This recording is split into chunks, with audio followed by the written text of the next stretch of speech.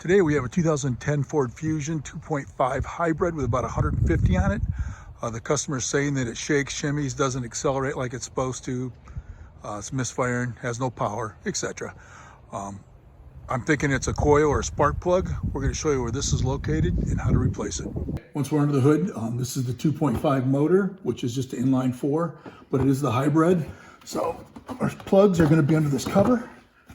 Just remove that. It's just held on here, here, there, and I think one right there. So there's only 4 that hold it on.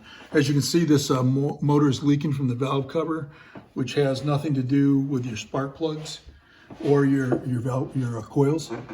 The coils are right here on top, and the fire in order is 1, 2, 3, 4, so it's nice and easy. And we're getting a reading. The PO code is saying our number 4 is misfiring, and it's a coil, so we're going to replace this coil right here. We got to move this tube out of the way. This car's got 150 on it, so this stuff can be brittle. So what you want to do is reach down here instead of just prying on it and unplug this. Pull that towards you like that. Pulls right off, and move it over to the side, nice and easy. And we're going to take this 8mm out right here. You're going to want to remove this 8.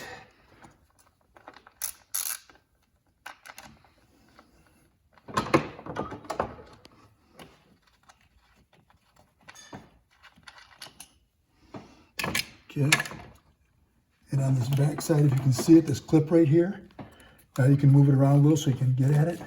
Push on that clip right there. And pull this out. And as you can see, the valve cover is leaking terribly. This, of course, is the old one. We got a new one. It's actually a Ford Motorcraft, so it should be exact, but we're going to double check that.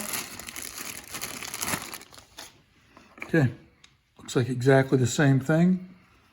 The plugs are exactly the same. So we're going to get a little dielectric grease for this, and then we're going to reinstall it. You always want to put the dielectric grease in there like that, and then we reinstall it. Push it down. I'm actually going to put my 8mm in place to hold it in place.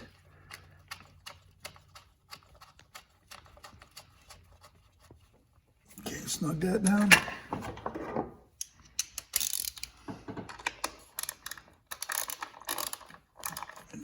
Nice and easy. Okay. Now I got to get back here and clip this back in. You got to listen for it to clip. It's a little greasy. See if I can grab it. And just push it. Hear it click. Make sure the socket comes off. Okay. Now we reinstall this, and the reason we took this off, when it gets 150, sometimes these get brittle.